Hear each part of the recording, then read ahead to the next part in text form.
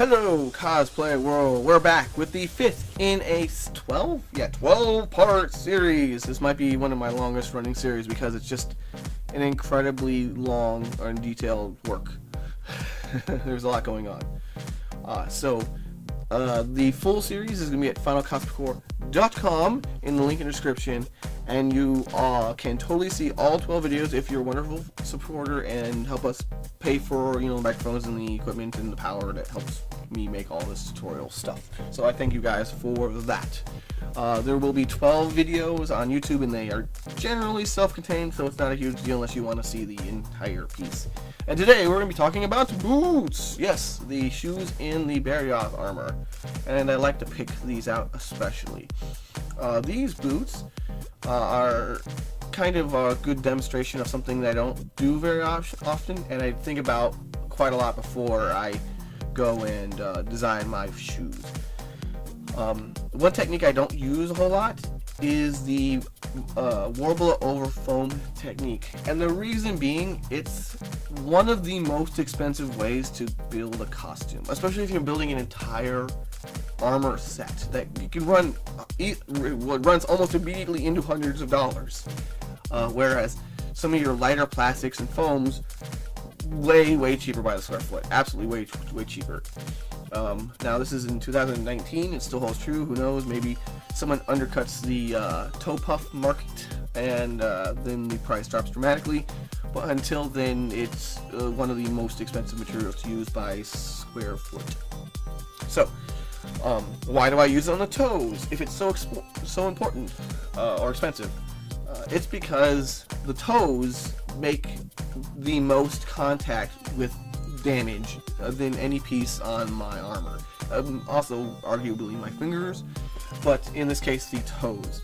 It's going to be running up against concrete and marble and carpet and walls and whatever I step into, because I've got very limited vision in this costume.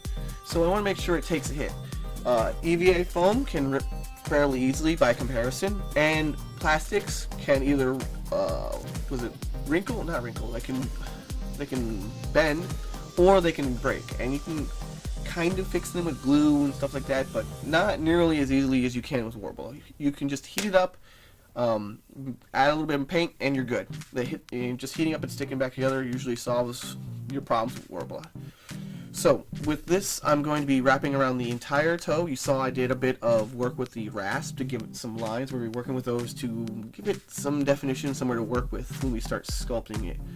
They're not going to be super defined details by comparison to the other materials, but it's enough to kind of show that these are toes. Additionally, we're going to be adding a bit of Warbler as a claw, and that thing is going to be solid Warbler, so that there's no chance of it like snapping off during me running up and down stairs or something like that. I'm really happy that this costume is durable enough and so well designed that I can just like get up and sit down and go wherever I need. I don't need to worry about damaging any part of it. Whereas you'll see a lot of armor cosplays who aren't particularly well jointed. They'll just be standing constantly because they don't have a lot of choice in the matter. And if they sit down, then they'll just never be able to get back up. The base here is just an old pair of shoes from a Knives cosplay I've done for a decade or so. Who would be wearing a Knives cosplay? I wonder. And we'll be mounting it in with rivets. So there are a few choices when we start doing rivets. Mostly the type of riveter you're going to use. There's a hand riveter. It's a smush. It smushes the two halves together and cause it to crinkle and metal to connect together. There's the Tebble one, the big purple one, where it's nice and stable and you have a handle and you crank it down and it presses in place. And then you have your hammer.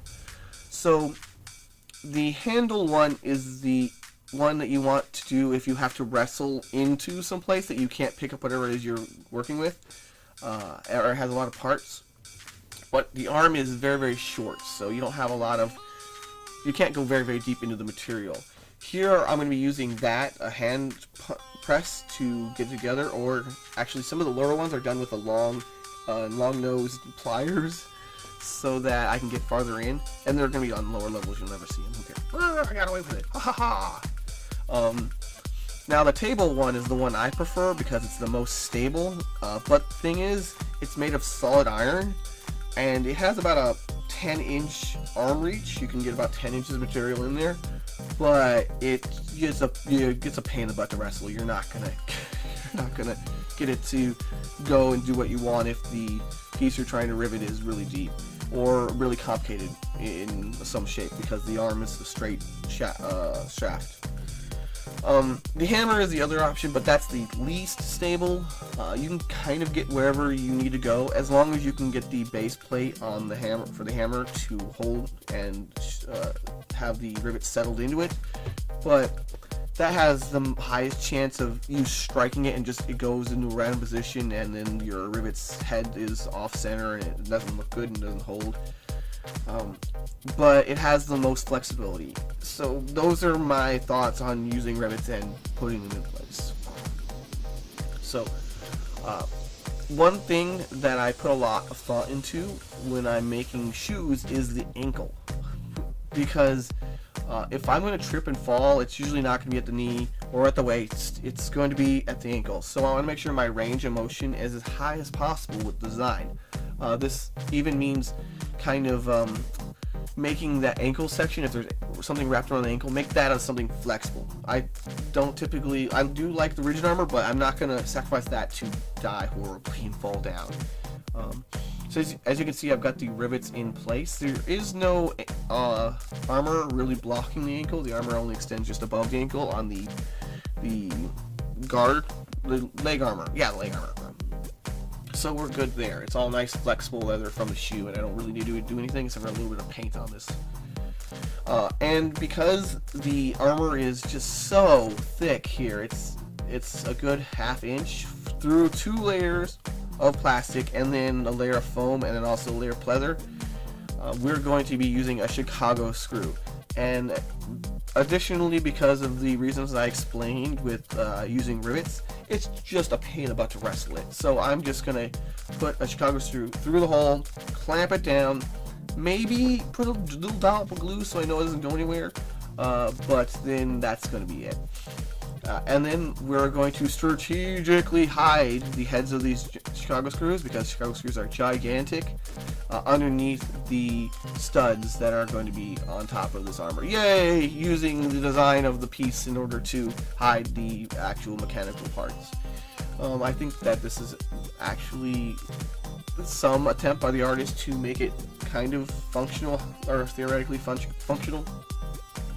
And there I showed you the paint I'm using for the studs, and the toes kind of need to match it, so I'm spraying paint into those cups there at the bottom and then brushing them into place. You're going to need paint remover, otherwise those brushes are going to become very unusable very quickly. In fact, I only do spray paint with brushes as like a last resort in my cheapest, crappiest brushes, because they're 89% of the time just totally going to be unusable if I try and paint with spray paint.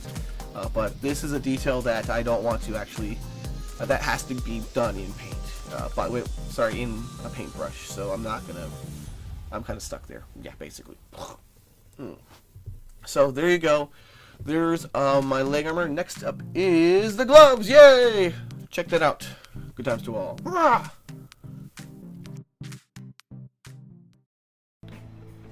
If you think this is a lot of videos here on YouTube, you should check out finalcosmiccore.com.